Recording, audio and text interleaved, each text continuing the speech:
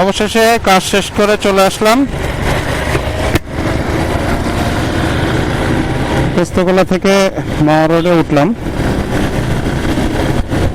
Bridge পার হবো, এখন হয়নি এখনো।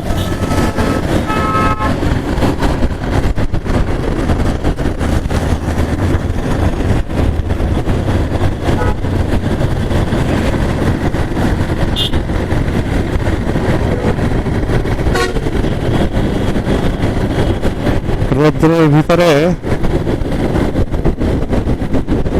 মাওয়া রোডে যাচ্ছি, পানি দেখে তো মনে হচ্ছে যে এখনই তো পানিতে নেমে যাই।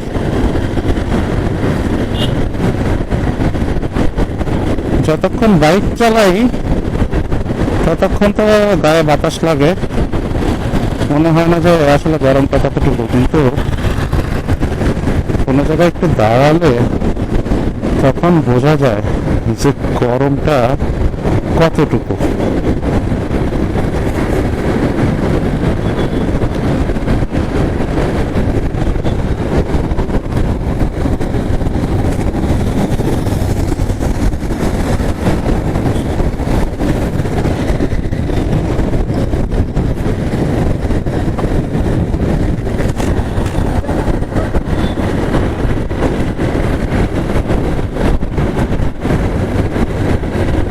তবে অ্যাকশন ক্যামেরা ইউজ করা মোটামুটি একটু ধৈর্যের ব্যাপার।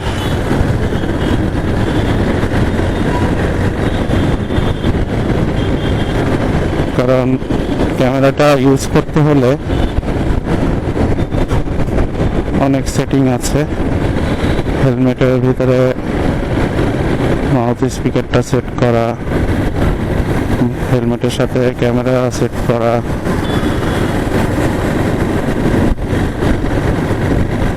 ক্যামেরার ব্যাটারি চার্জের ব্যাকআপ নিয়েও একটা টেনশন থাকে।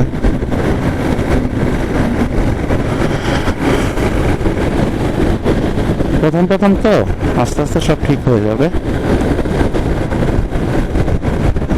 সবই অভ্যাসে পরিণত হলে তখন অতটা গায়ে লাগবে না।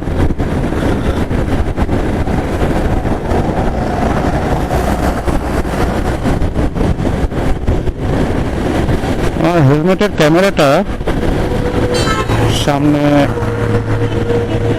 এমনভাবে ফিক্সড করেছি যে এটা যে কোনো সময় আবার খুলে ফেলা যাবে। তো এই ফিতাটার কারণে হেলমেটের ভাইজারটা পুরোপুরি লক হচ্ছে না, যার কারণে বাইরের বাতাসের শব্দটা স্পিকারে চলে আসছে।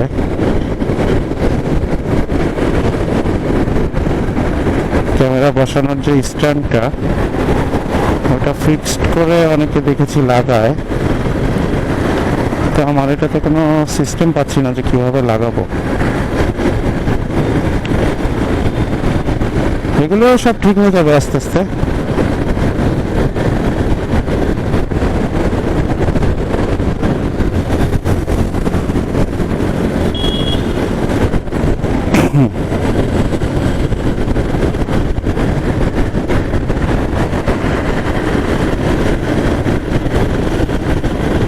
সামনে বাবুবাজারের বিলবোর্ড দেখা যাচ্ছে, ডান দিকে বাবুবাজারের রাস্তা।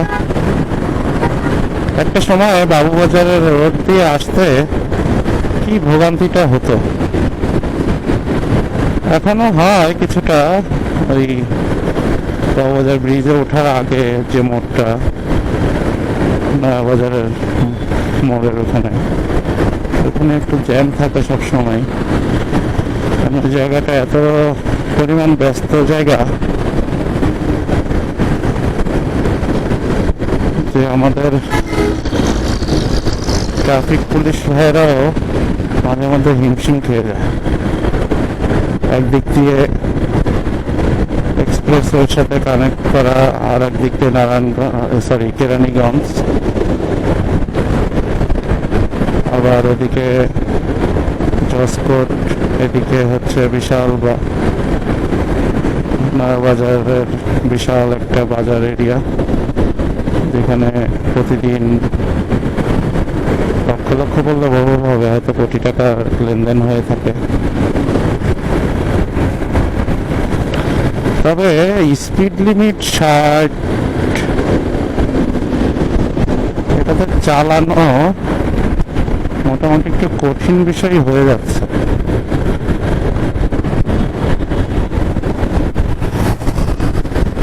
আমার সামনে দিয়ে যারা যাচ্ছে তারা তো কেউই মনে হয় মানতেছে না,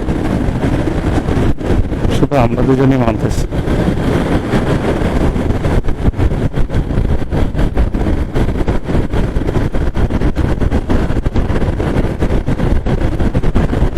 এখন তো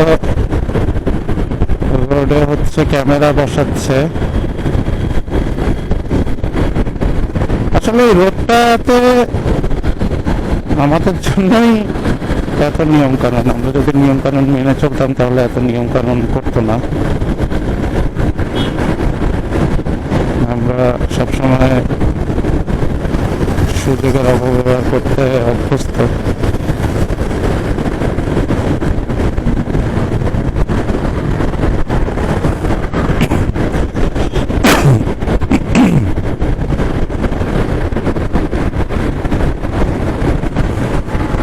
অনেকদিন পরে মহা রোডে আসলাম। রোডটা না থাকলে খুবই ভালো লাগতো।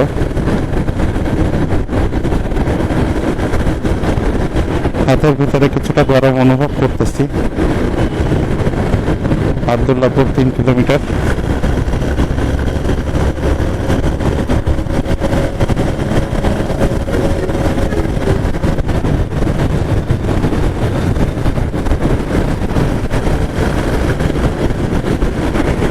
এই রোডে আসার আজকে কোনো প্ল্যান ছিল না। আমার ওই সামনের বড় ভাই, সে অনেকদিন যাবৎ বলতেছে যে আসলে একটু কোথাও একটু বাইকটা চালানোর দরকার। ঢাকার ভিতরে এই জ্যামের ভিতরে থাকতে থাকতে আসলে অতিষ্ঠ হয়ে গেছে সবাই। বললাম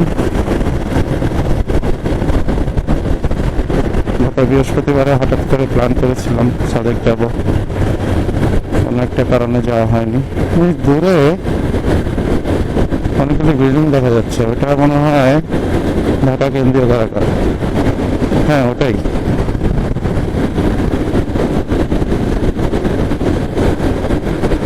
আগে যেটা পুরান ঢাকা ছিল ওটা এখানে নিয়ে আসা হয়েছে। কারাগারের জীবন, যে এটাই কারাগারের গেট, ঢাকা কেন্দ্রীয় কারাগার, কেরানীগঞ্জ। ওই বিল্ডিংগুলি আমি যতটুকু শুনেছি এক একটা বিল্ডিং এক একটা নাম আছে, যেমন ফুলের নাম, নদীর নাম।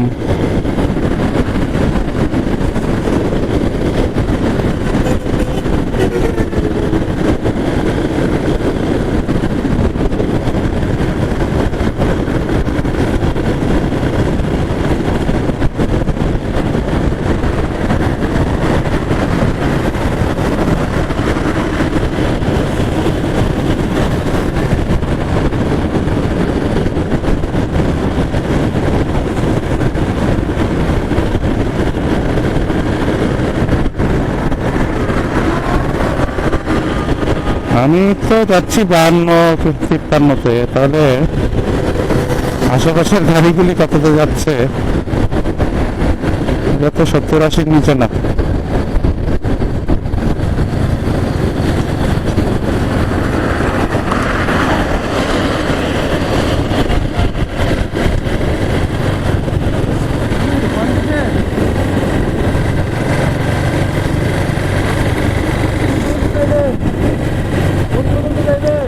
যাই, ওই যে আমরা এর আগে একটা রোডে ঘুরছিলাম না, ওই চায়ের দোকানে যে কতক্ষণ বসি না, ভিতরে না ঢুকলাম।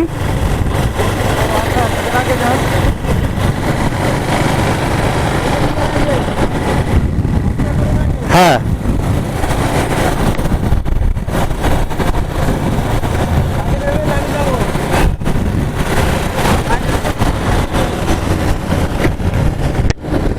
আমরা বেশি দূর যাব না, শ্রীনগর পর্যন্ত হয়তো যাব।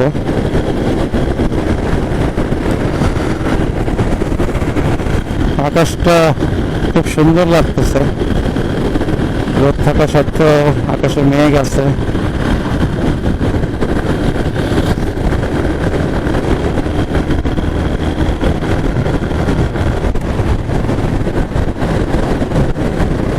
আবদুল্লাপুর বাস স্ট্যান্ডে চলে আসলাম। বিলবোর্ডে দেখাচ্ছে আবদুল্লাপুর বামে।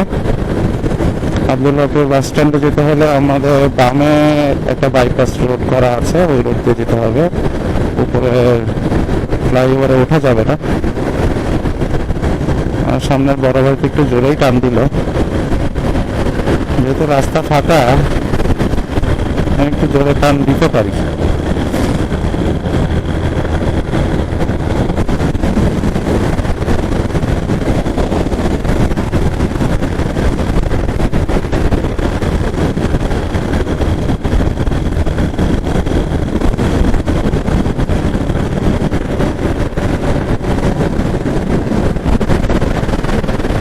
নিজের সাথে নিজের কথা বলা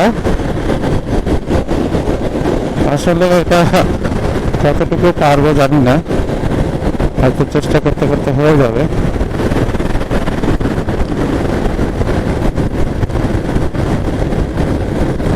নিজেকে নিজের সময় দেওয়াটা অনেক বড় একটা কাজ। সবারই উচিত নিজেকে সময় দেওয়া।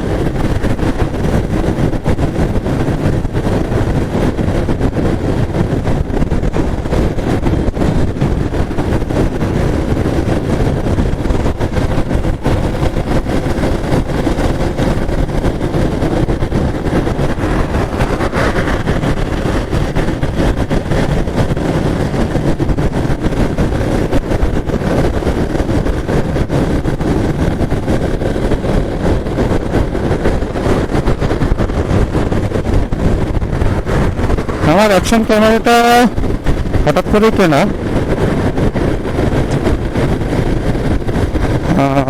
আমি অনলাইনে হচ্ছে ফেসবুকে মার্কেট প্লেস থেকে কিনেছি। এটা এক বড় ভাই এটা ইউজ করতেন।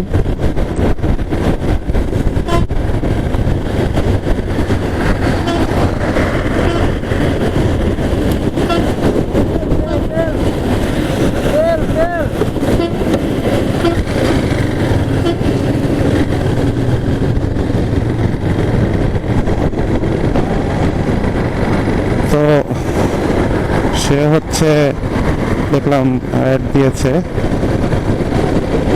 দামটা নাই বলি। তো কথাবার্তা বললাম, সেও গভর্নমেন্ট জব করে। তো তার সাথে কথাবার্তা বললে ভালোই লাগলো। সে আমার মতো কিনে ভিডিও করতে চেয়েছিলেন, ব্লগ করতে চেয়েছিলেন। তো একটা টাইমে যে এটা করার জন্য যে ধৈর্যটা প্রয়োজন, সেই ধৈর্যটা মনে হয় তার পুরোপুরি ছিল না। এটা বুঝলাম এইভাবে যে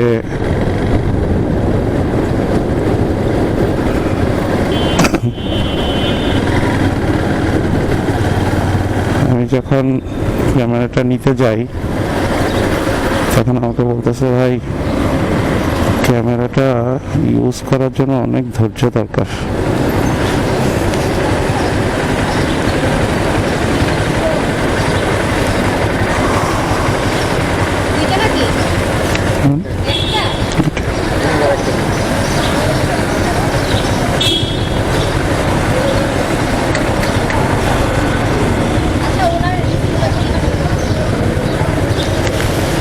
যাবো যাবো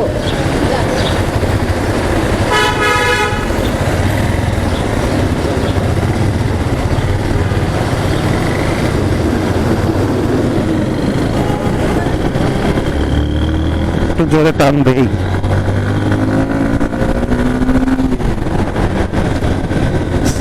সেকেন্ড গিয়ার থেকে থার্ড গিয়ারে টান দিলেই তো শার্ট উঠে যাচ্ছে।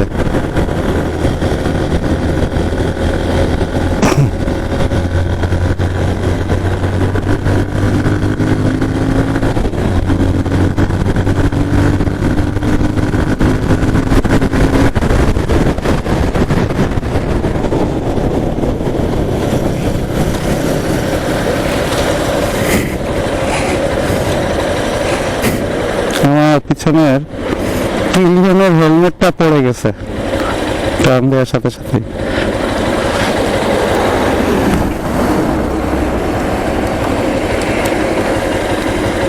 এর আগেও কয়েকবার পড়ছে।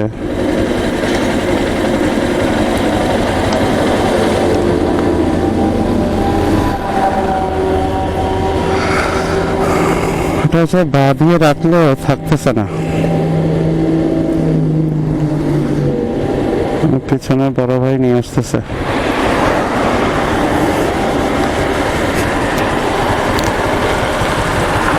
আবারও পড়ছে।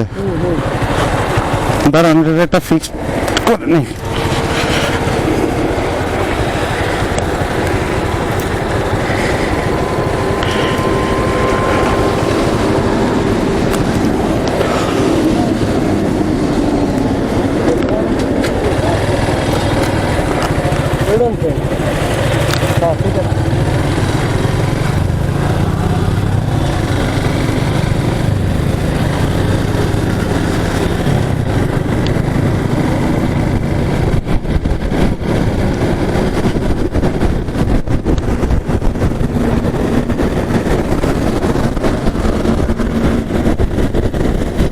পদ্মা সেতুর সাথে সংযোগ দিয়ে যে রেল লাইনটা ওই যে দূরে দেখা যাচ্ছে, ক্যামেরা দেখা যাচ্ছে কিনা আমি জানি না, নীল রঙের রেল লাইনটা।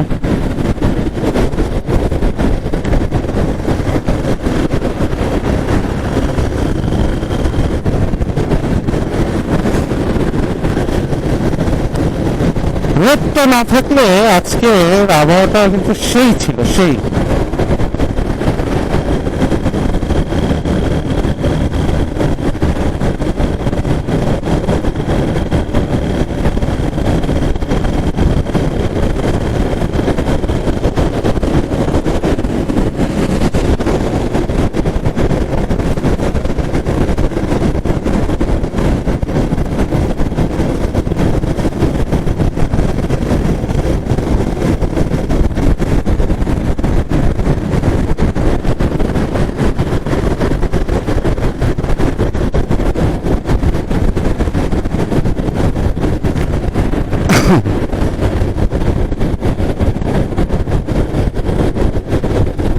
রাস্তাটা বাম পাশে সার্ভিস লেন, যেটা এই সাদা দাগটা যেটা দেখা যাচ্ছে, এই আশেপাশে একটু উঁচা নিচা হয়ে গেছে।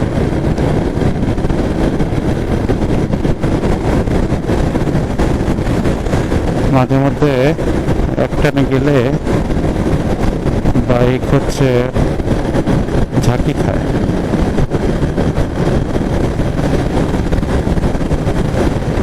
রাস্তায় স্পিড লিমিট দেওয়া 80, কিন্তু আমরা 60-এ চালানো লাগতেছে, কারণ সরকারের নির্দেশনা। সামনে কি হয়েছে জানি না।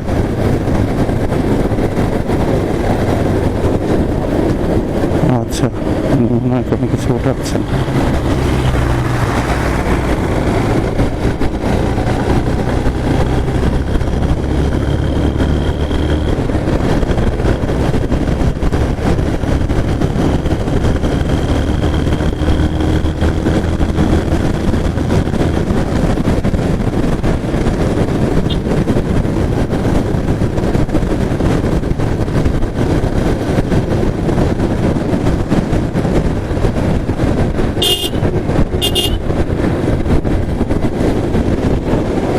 রাস্তার ভিতরে দাঁড়িয়ে আছে।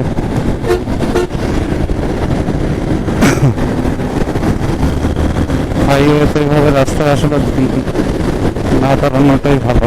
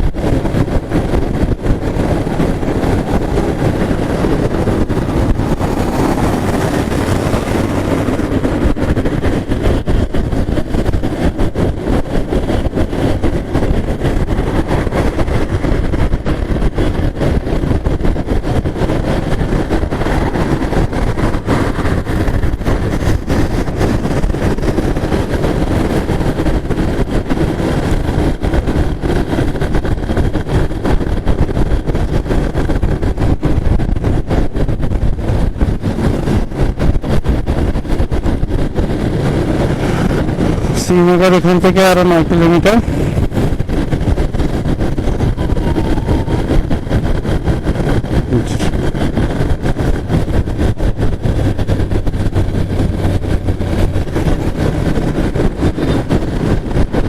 এখানে সম্ভবত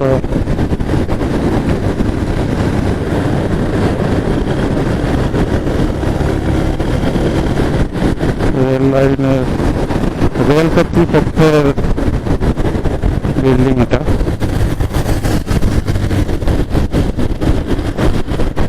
এখানে কোনো স্টেশন হবে কি না, হ্যাঁ এখানে মনে হচ্ছে এটা স্টেশন। হ্যাঁ এটা স্টেশন। স্টেশনের প্ল্যাটফর্ম দেখা যাচ্ছে, নিমতলা স্টেশন এটা।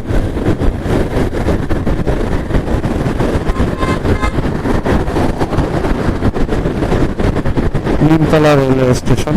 স্টেশনটা দেখতে খুবই সুন্দর হয়েছে।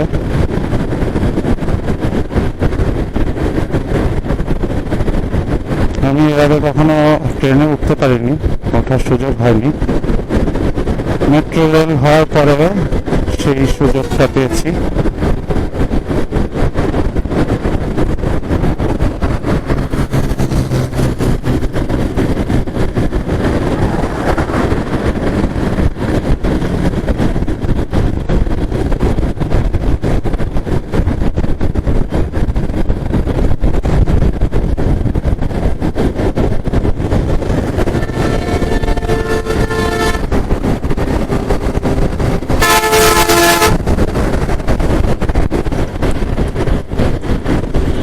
পিছনের বাসগুলি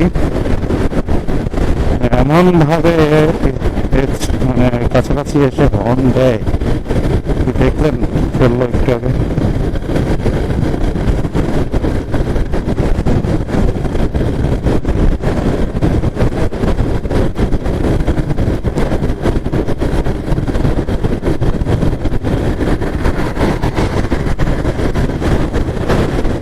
চালতিপাড়া ব্রিজ, আনকমন নাম দেখা যায় এখানে। নামগুলি খুব সুন্দর।